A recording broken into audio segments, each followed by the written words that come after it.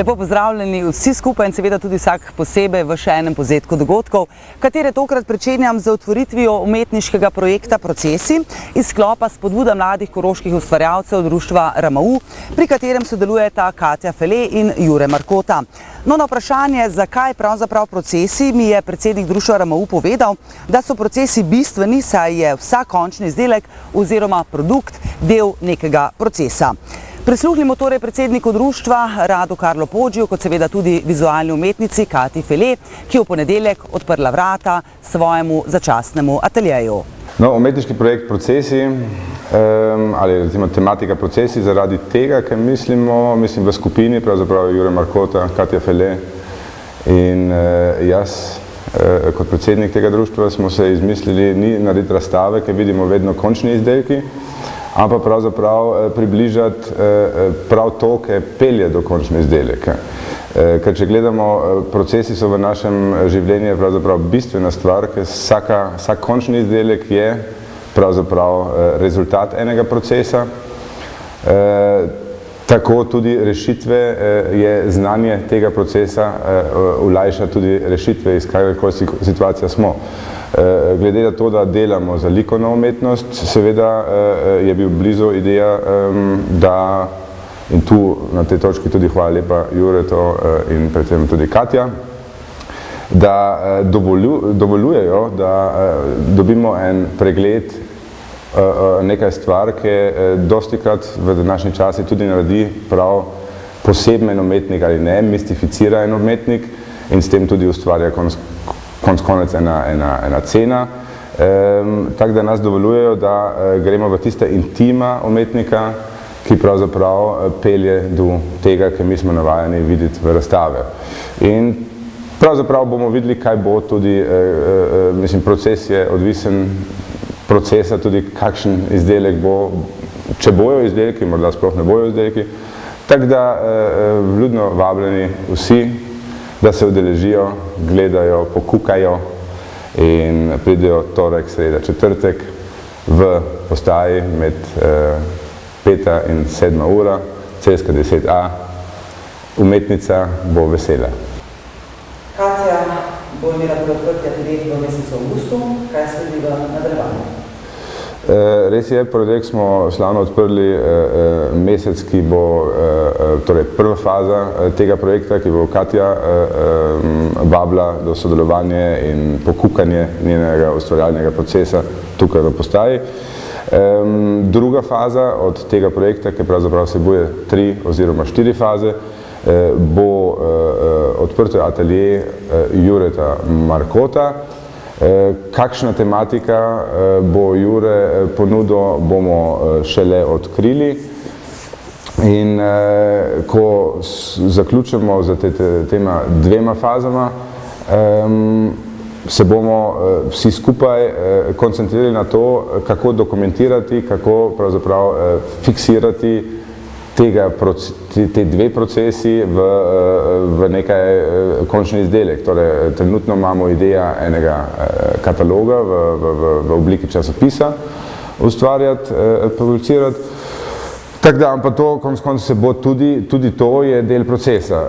Tretja faza pol, seveda zdaj, ko imamo ena publikacija, bomo vabljali in predstavljali ta naš končni izdelek. Primerno seveda tukaj v Slovenj Gradcu. Pol imamo v načrt trenutno še Celje, Art kvartir tam, ena galerija od prijatelji, umetniki, ki imajo ena galerija v Celje. In ne nazadnje v avstrijskem Hartenbergu, tam galerija od mesto Hartenberg, ki je vodena od en društvu, ki leta že sodelujemo. In tam bomo seveda tudi avstrijskim našim sosedim predstavljali, kaj smo storili tukaj in odkrili pravzaprav čar, mistifikacija tega ustvarjalnega procesa. Motnje v komunikaciji je ena taka besedna zveza, zelo kontradiktorna. Motnje razumem kot vzpostavljanje oziroma šumi, ki zmeraj upadajo v neko komunikacijo. Komunikacija je pa sopomenka za nek red, za komunikacijo, vzpostavljamo, uravnavamo vse v svetu. V postaji boste imeli en mesec, torej ta odprti atelje. Kakšno bo vaše delo v tem mesecu? Ste morda na sami otvoritvi že dobili impuls? Kakšen bo torej vaš proces do nekega končnega izdelka? Ja, otvoritev je bila zelo zanimiva, dobila sem različne impulze, namerno sem pustila atelje prazen, da ne bi obiskovalcev omejevala z kakšnimi svojimi idejami. Tako da poskušala bom zdaj to vpletati tudi v svoje delo, sigurno bo pa na nek način dokaj klasičen atelje, ampak nekako ponujen širši javnosti, da pridajo, me obiščajo, se z mano pogovarjajo o idejah, o spremembah, kaj njih moti, kaj bi radi spremenili. Torej, vizija končnega izdelka? Bo slikarsko delo, razmišljam tudi v videu in predvsem neka dokumentacija tega procesa in ateljeja, ki je ponujen ljudem. Vabljeni torej v postajo vsak torek, sredo in četrtek med 17. in 19. uro. No, v nadaljevanju pa se selimo v Dravograd, saj vas Kulturno društvo Drava in javni zavod Dravit vabita v prenovljeni prireditveni prostor Lukna, kjer bo med 5. in 9. avgustom potekal letni kino. Besedo predajam gospodu Robertu Preglavu iz Javnega sklada Republike Slovenije za kulturne dejavnosti Dravograd. Res je, letni kino se v Dravogradu pričel leta 2002 v prireditvenem prostoru Luknja, ki je bil takrat čisto v drugačni podobi, kot je danes. In vmes seveda z nekaj premori je bil vsa leta prisoten v našem Dravogradu, med drugim tudi na stadionu, potem, ko Luknja ni bila primerna oziroma ko bila v prenovi, in pa še kje se je pojavila tudi pred dvorcem Bukovje, smo že imeli nekaj predstavitev letnega kina, seveda pa letos ponovno se vračamo na prireditveni prostor Luknja, nov prostor, prenovljen, v primeru Slabe Rovena pa normalno v športno dvorano Špic D pri stadionu, kjer smo tudi sedaj. In letni kino je v bistvu tako že nekako kar stalnica v naši občini in upamo tako tudi v prihodnje. Torej, letos premierno, ponovno v Luknji, morda odkot to ime Lukna, zakaj Lukna? Luknja je v bistvu kot prava Luknja, vse to sredi Dravograda, tisti, ki to poznajo, bodo vedeli, je nekako amfiteatralna postavitev, vse prej je bila v bistvu več sedežev v obliki amfiteatra, tudi sedaj je obdržala to amfiteatralno obliko in nekako zato je skozi bilo nekako to narečno ime Luknja, sredi Dravograda je ena Luknja, kjer se pač nekaj dogaja in to je tudi prav. In od 5. do 9. avgusta se bo torej ponovno dogajalo v tej Luknji. Sicer pa izbor filmov samo ocenujem kot sila zanimiv, pravzaprav so sodelovali občani Dravograda. Res je, občanom Dravograda smo ponudili 15 filmov na izbiro, gre za slovenske filme in po njihovem izboru, kjer so tudi preko nagradne igre sodelovali v izboru teh filmov, so si izbrali 5, ki jih bodo lahko ta teden videli. Organizatorji ste na to predali še 6. Seveda me zanima, kateri je ta 6. film, zakaj ravno ta 6. film? Tako je, pridodal se 6. film, to je Nick the Hacker. To je ravno zaradi tega, ker je to naš koroški film, pripravili so ga gimnazijci gimnazije Ravne in verjamem, da bo zanimiv tako za mlajšo kot za starejšo populacijo, saj gre za naš izdelek Koroške. Vsak večer ob 21:30 uri vas pričakujemo v Dravogradu, ob lepem vremenu v Luknji, v primeru slabega vremena v športni dvorani Špic D. Vstop je prost, zato vljudno vabljeni, da se udeležite in uživate v naših slovenskih filmih. Torej, kot ste lahko slišali, si boste v Luknji lahko ogledali tudi prvenec filmskega studia na Gradu in sicer koroški film Nick the Hacker. No, preden predam besedo vodji tega studija, prisluhnimo mladim ravenskim gimnazijcem, ki so v ta namen postali ali snemalci, igralci, montažeri, lučkari in morda še kaj. Pravila sem delo direktorice fotografije in pa snemalke. Poleg tega pa sem tudi urejala ličila, torej make-up, pa sem nosila stative in pa urejala luči, pa postavitev vsega. Torej zelo vsestransko, no? Ja, bila sem deklica za vse. In na kakšen način si začela sodelovati pri tem filmu? Poklicali so me zato, ker se ukvarjam s fotografijo in so rabili snemalko. Seveda sem rekla, da ji bom priskočila na pomoč. In zelo me je zanimalo snemanje in sem si pridobila nove izkušnje, pomagala pa sem tudi pri pisanju scenarija. To je nekaj drugačnega. Meni je všeč mi je umetnost in bi rada tako tudi nadaljevala, ker se mi zdi, da ko snemaš ali pa ko fotografiraš, da ujameš neke trenutke, ki jih potem lahko ponoviš samo s tem, samo z nekim posnetkom. In zato me zelo zanima in mi je všeč. Ja, jaz sem film režiral, sem ga snemal, zmontiral in pa obdelal zvok.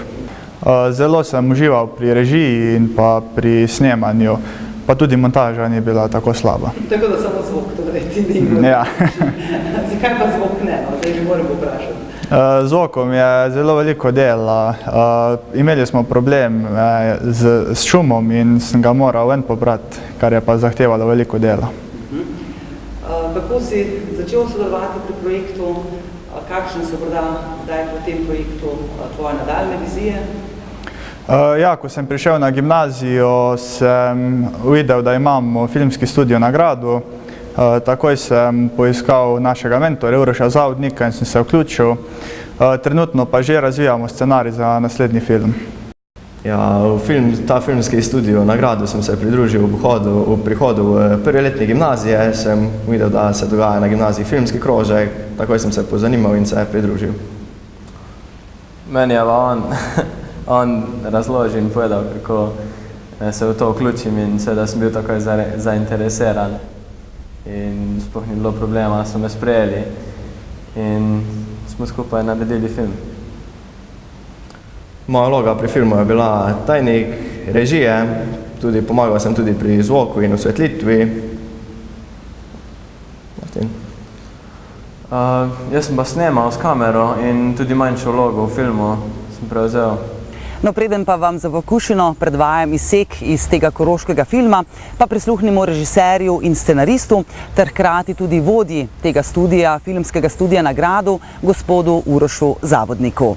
Na Ravnski gimnaziji me je ravnatelj Ravnske gimnazije povabil k sodelovanju, namreč dijaki so zelo angažirani na raznih umetniških področjih in film združuje vse ta področja, tako recimo fotografijo, bolj glasbeno ustvarjalnost, likovno izražanje, teater, glede na to, da tudi veliko dijakov se ukvarja s gledališčem na tej gimnaziji.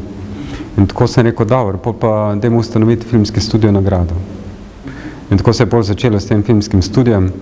Najprej je prišlo pač nekaj dijakov, seveda je bilo treba poiskati neko idejo, iz te ideje razviti, tako bom rekel, nek scenarij, nek sinopsis. Prišlo je do te ideje Nick the Hacker, se nekaj dajmo pol zaplesti to zgodbo, dajmo narediti, bom rekel, malo tako nekonvencionalen film, ne, bom rekel, tipično slovenski, dajmo poiskati mogoče neke vidike, tudi, bom rekel, svetovne kinematografije, dajmo narediti malo tako sproščen film in dijaki so začeli delati v bistvu v tej smeri.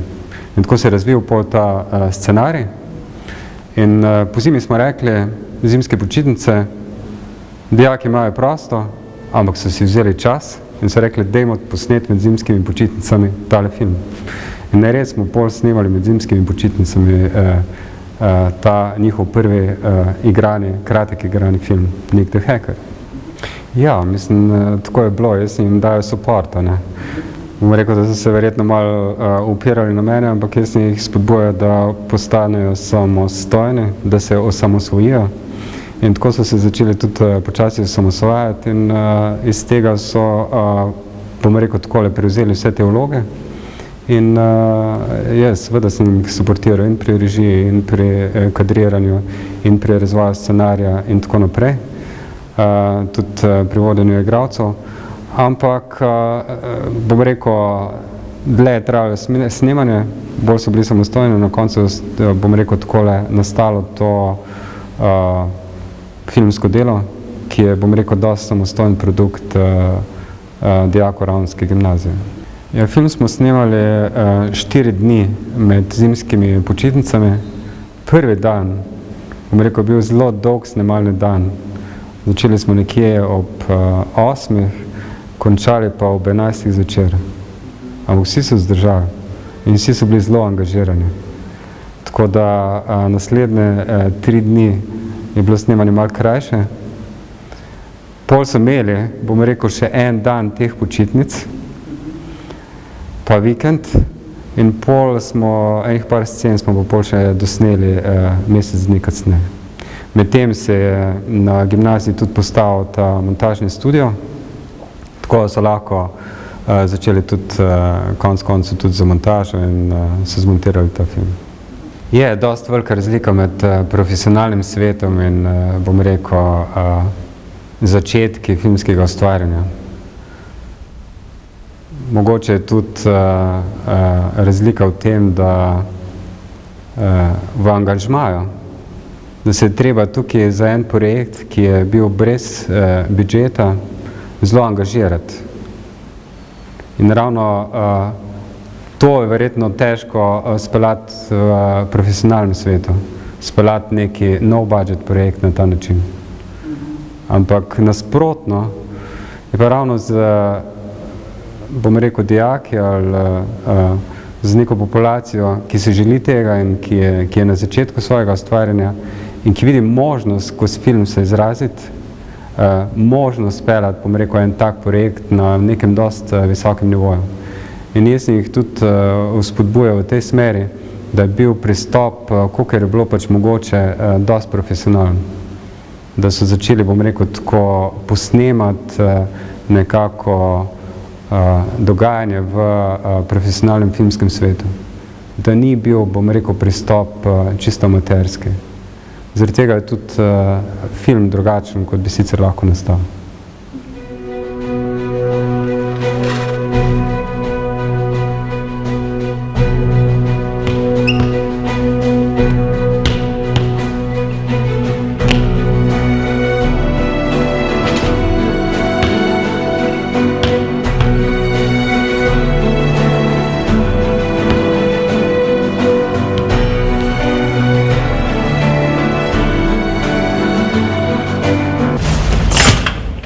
Se vidimo jutri po pouku.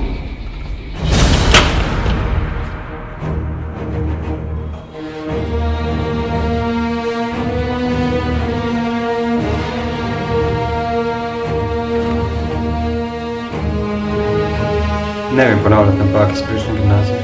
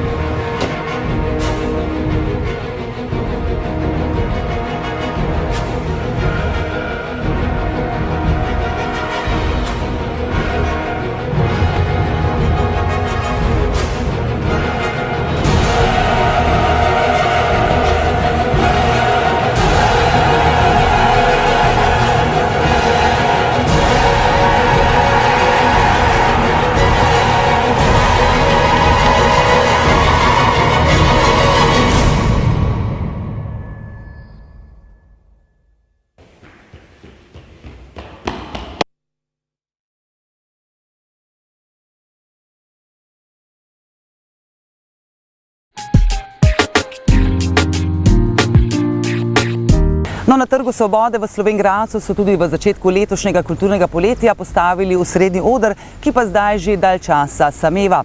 No, zato pravzaprav tudi ne čudi vprašanja meščank in meščanov, torej občine Slovenj Gradec, ki se sprašujejo, zakaj še sredi trga stoji oder, če tam dejansko ni koncertov. Odgovore na zastavljena vprašanja sem iskala pri županu Mestne občine Slovenj Gradec, pri gospodu Andreju Času. Ja, morda je leto še posebej izstopa ta oder, ki se meva na Trgu Svobode, posebno zaradi tega vremena.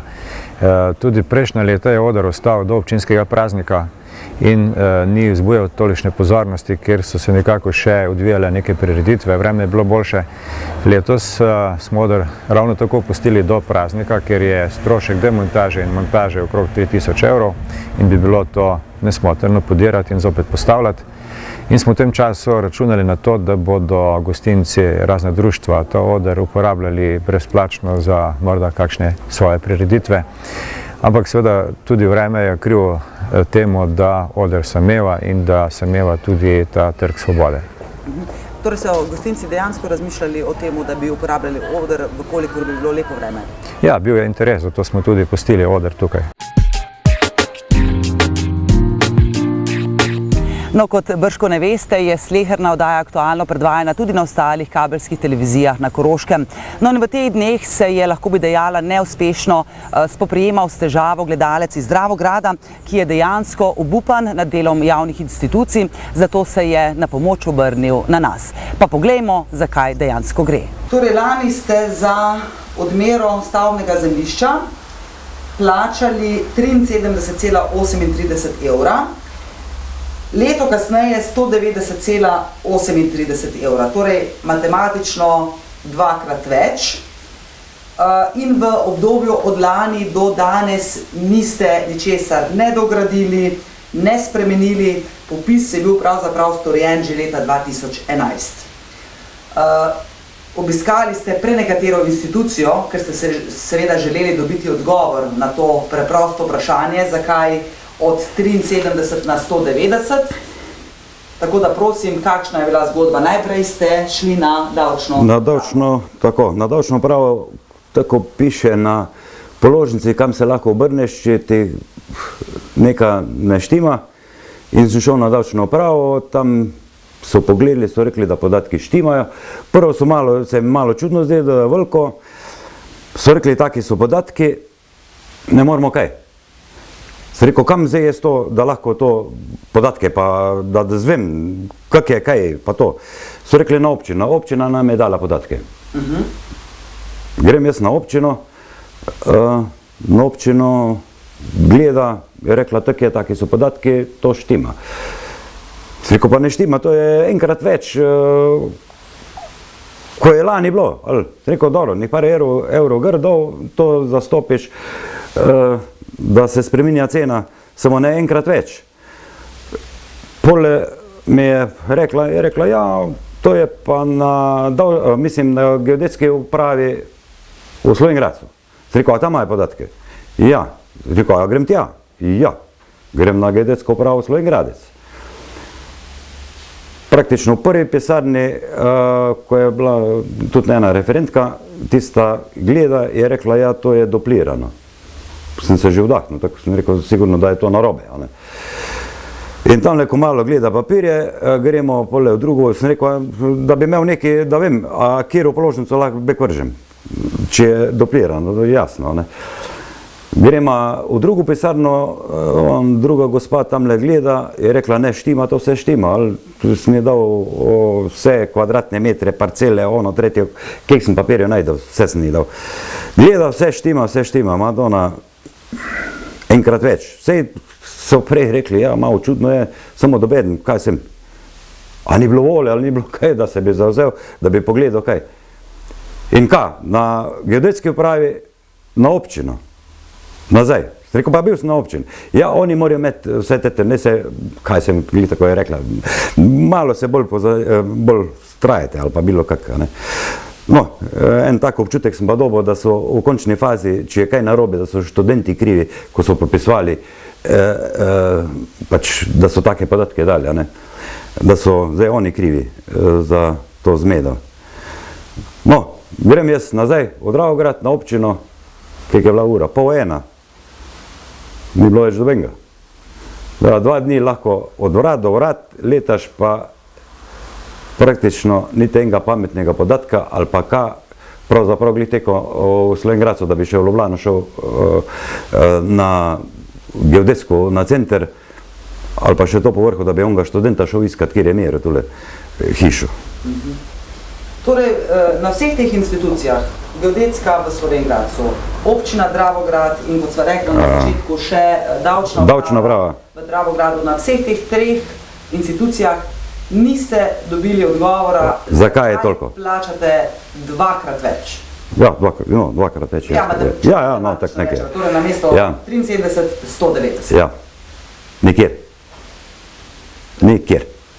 Kakršnakoli razlaga? Kako ne rečem, nesposobnost.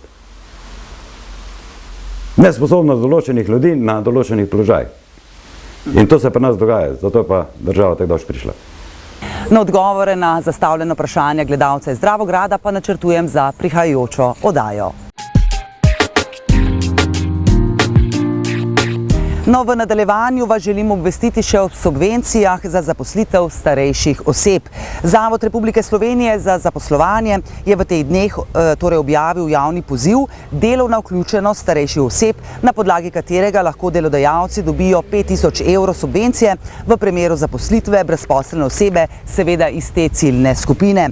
Ciljna skupina, kot rečeno, so torej brezposelne osebe stare 50 let ali več in sicer z stalnim bivališčem v občinah vzhodne Slovenije, torej iz Koroške. Vse dodatne informacije in seveda tudi natančnosti pa sprejmete na spletni strani Zavoda za zaposlovanje Republike Slovenije. No, ob koncu le še vabilo in sicer na jubilejne 20. vozeniške dneve, ki se začno že jutri in trajajo vse tja do 17. avgusta. Vstop na te vozeniške dneve bo tudi letos torej brezplačen, že v tem trenutku pa vam obljubljam povzetke v prihodnji oddaji. V tem trenutku le še srečno.